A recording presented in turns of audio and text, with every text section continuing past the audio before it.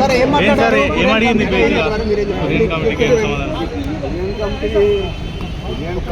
అందరూ ఎమ్మెల్యేలు కలవాలంటే నాకు మెసేజ్ ఇచ్చిండు.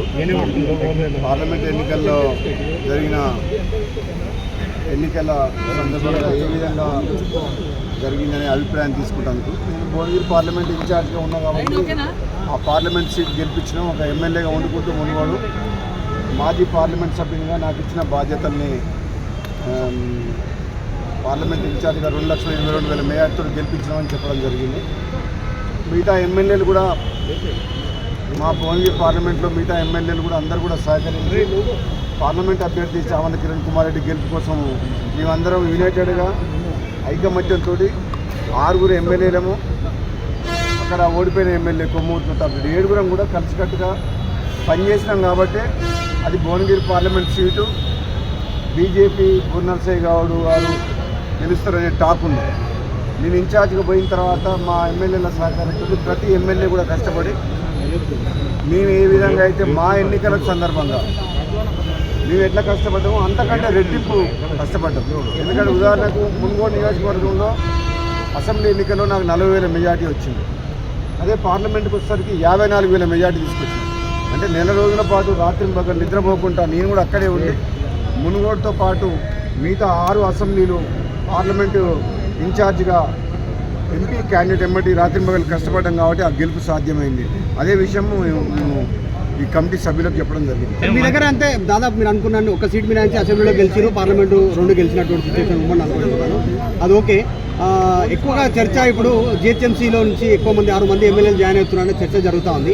నిజంగానే అసెంబ్లీ స్టార్ట్ అయ్యే లోపల బీఆర్ఎస్ విలీనం చేస్తారా? మీ పార్టీ నాయకులు మాట్లాడుతున్నారు బహిరంగ కూడా విలీనం అయిపోతుందా?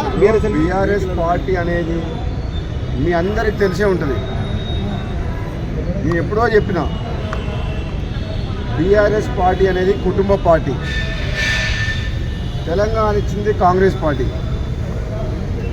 ఉద్యమం చేసింది తెలంగాణ ప్రజలు సకల జనులు. ఒక కేసీఆర్ కుటుంబం కోసం తెలంగాణ రాలేదు. కేసీఆర్ కుటుంబ పార్టీలాగా 10 ఏళ్ళు అధికారాన్ని అడ్డం పెట్టుకొని ఏ విధంగా అధికార దుర్వినియోగం చేసి రాష్ట్రాన్ని దోసుకొని అప్పుల పాలు చేసి ప్రజాస్వామ్యాన్ని కూలి చేసిందో మీ అందరికీ తెలుసు. ఈరోజు కాంగ్రెస్ పార్టీ అధికారంలోకి వచ్చిన తర్వాత మొత్తం టీఆర్ఎస్ పార్టీ కార్యకర్తలు కూడా నాయకులు కూడా అందరూ కూడా కాంగ్రెస్ వైపు చూస్తున్నారు. ఎందుకంటే ఒక కాంగ్రెస్ పార్టీ ద్వారానే బడుగు బలహీన వర్గాలకు అందరికీ న్యాయం జరుగుతుంది. ఇక్కడ ప్రజాస్వామ్యం ఉంటుంది, మాట్లాడే అవకాశం ఉంటుంది, ముఖ్యమంత్రులకు మంత్రులకు స్వేచ్ఛ ఉంటుంది, ఎమ్మెల్యేలకు గౌరవం ఉంటుంది. అక్కడలాగా ఆత్మగౌరవం చంపుకొని కేసీఆర్ కాళ్ళ దగ్గర ఆత్మగౌరవం పెట్టాల్సిన అవసరం లేదు. కాబట్టి రాబోయే రోజుల్లో తెలంగాణలో బీఆర్ఎస్ పార్టీ అనేదే ఉండదు. తప్పకుండా కాంగ్రెస్ పార్టీనే ఇంకా 10 ఏళ్ళ అధికారంలో ఉంటుంది. బీఆర్ఎస్ లో 4 ఉంటారని చెప్పి మంత్రులు డైరెక్ట్గా విప్పులు మాట్లాడుతూ ఉన్నారు. 4 ఉంటారు అంటున్నారు. ఇప్పుడు కేసీఆర్, హరీష్ రావు ఇట్లా కొంతమంది 4 ఉంటారు అంటున్నారు. 4 ఎవరు? హరీష్ రావు ఉంటాడు, హరీష్ రావు బీజేపీలో పోతాడు, కేసీఆర్ కేటీఆర్ ఉంటారు, ఇంకెవరు ఉంటారు? ఓకే. ఒకవేళ కాదు మీ జిల్లా నుంచి మరి జగదీశ్వర్ రెడ్డి వస్తే మీరు తీసుకుంటారా? మీరు రెడీయా? జగదీశ్వర్ రెడ్డి మేము తీసుకోకుండా బెటర్ ఏంటంటే రిటైర్ అయితే బెటర్. ఎందుకంటే అక్కడ మొత్తం కాంగ్రెస్. ఆయన జగదీశ్వర్ రెడ్డి మేము ఏం తీసుకుంటాం? జగదీశ్వర్ రెడ్డి యాదాద్రి పవర్ ప్లాంట్లో ఏదైతే అవినీతి చేసిండో BHEL ద్వారా కాంట్రాక్టర్లకు వేల కోట్ల రూపాయలు దోచిపెట్టిండు పవర్ మినిస్టర్గా. కాబట్టి జగదీశ్వర్ రెడ్డి మేము తీసుకున్నా కానీ బయట ఉన్న జైలుకు పోతాడు. కాబట్టి జైలుకు పోయే వ్యక్తులను మేము తీసుకోము. అవినీతి ఆరోపణలు ఉన్న టీఆర్ఎస్ నాయకులని కాంగ్రెస్ పార్టీ తీసుకోదు. ఎందుకంటే వాళ్ళ వల్ల మన కాంగ్రెస్ పార్టీ నష్టపోతుంది. ఎవరైనా ఉద్యమంలో ఉన్నోళ్ళు అయినా సరే మంచి పేరు ఉన్నోళ్ళని, ఎటువంటి ఆరోపణ లేని వ్యక్తులని టీఆర్ఎస్ పార్టీలో ఉన్నోళ్ళని కాంగ్రెస్ పార్టీ తీసుకుంటుంది తప్పితే ఈ అవినీతి ఆరోపణలు ఉన్న కేసీఆర్ కానీ కేటీఆర్ కానీ జగదీశ్వర్ రెడ్డి కానీ అటువంటి వ్యక్తుల్ని కాంగ్రెస్ పార్టీ తీసుకోదు. రాజగోపాల్ రెడ్డి గారు మంత్రివర్గంలోకి అడుగు పెట్టబోతున్నారా?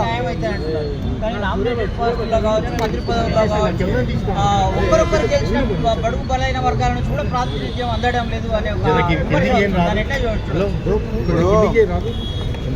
మీ అందరికీ తెలుసు, కాంగ్రెస్ పార్టీలనే ఏ పదవినన్నా ఎవరన్నా అలంకరించు. అది టీఆర్ఎస్ పార్టీలో సాధ్యమవుతుందా? టీఆర్ఎస్ పార్టీ ప్రెసిడెంట్ ముఖ్యమంత్రి వేరే వాళ్ళు అవుతారా? పోనీ ఎవరన్నా మంత్రి ఉన్నా సరే టీఆర్ఎస్ పార్టీలో ఇతర కులాల వారు ఉన్న బడుగు బలైన వాళ్ళకి ఏదైనా అధికారం ఉండేదా? నామకే వాస్తే డమ్మిగా ఉండేది. అధికారం మొత్తం కేసీఆర్ కుటుంబం చేతిలో ఉండేది. కాంగ్రెస్ పార్టీలో అట్లా ఉండదు. కాంగ్రెస్ పార్టీలో ఒక మంత్రి స్వేచ్ఛగా పూర్తి అధికారంతో పనిచేస్తారు. కాబట్టి కాంగ్రెస్ పార్టీలో ఉన్న స్వేచ్ఛ, ప్రజాస్వామ్యం, ఆత్మగౌరవం ఏ పార్టీలో ఉండదు. కేసీఆర్ ని జైలుకు పంపడమే లక్ష్యం అన్నారు. ఎప్పుడు పోతుంటారు జైలుకి? కేసీఆర్ ని జైలుకు పంపడమే లక్ష్యం అని మీరు పార్టీ ఇలా అసెంబ్లీ ఎన్నికల కంటే ముందు చెప్పారు. ఎప్పుడు పోతున్నారు? ఇప్పుడు కాదు, నేను గతంలో కూడా ఎన్నో అసెంబ్లీ సాక్షిగా బయట పోరాటం చేసిన. అప్పుడు కూడా చెప్పిన, నా ఏకైక లక్ష్యము కేసీఆర్ని గద్దె దింపడము. నా ఏకైక లక్ష్యం. రెండవ లక్ష్యం ఏంటంటే కేసీఆర్ అవినీతి సొమ్ము బయటికి వెలికి తీసి దర్యాప్తు జరిపించి జైలుకు పంపడము రెండోది. మూడవది బీఆర్ఎస్ పార్టీని బొందబెట్టడము. అందుకనే నేను మళ్ళీ తిరిగి వచ్చి కాంగ్రెస్లో పోటీ చేసింది కూడా అందుకనే. నా లక్ష్యం నెరవేరింది. ఈరోజు తెలంగాణ రాష్ట్రం 4 కోట్ల ప్రజలకు కేసీఆర్ కుటుంబం నుంచి విముక్తి కలిగించడం కాబట్టి చాలా సంతోషంగా ఉంది. Thank you. కేసీఆర్ గారు వరుసగా వారి నాయకులను కలుస్తూ ఉన్నారు. టీఆర్ఎస్ నాయకుల్ని ఫామ్ హౌస్ లో కలుస్తూ ఒక మాట 6 నెలల మొత్తం ఉల్టపల్ట అవుతుంది, ప్రజల వ్యతిరేకత వస్తుంది కాంగ్రెస్ మీద అంటున్నారు. ఏముంటపల్ట అవుతుంది? కేసీఆర్ బీఆర్ఎస్ పార్టీ ఎప్పుడైతే పార్టీ పేరు మార్చిండో అప్పుడే ఆ రోజే తెలంగాణ ప్రజలతో ఉన్న పేరు బంధం తెగిపోయింది. భారత రాష్ట్ర సమితి పేరు పెట్టినప్పుడు నేను మీకు మళ్ళీ చెప్తున్నా, బీఆర్ఎస్ అనేది క్లోజ్డ్ స్టోరీ, అంటే ముగిసిపోయిన కథ. మళ్ళీ బీఆర్ఎస్ పార్టీ అసలైన తొలి వెలుగు. ఫాలో వాట్సాప్ @తొలి వెలుగు official.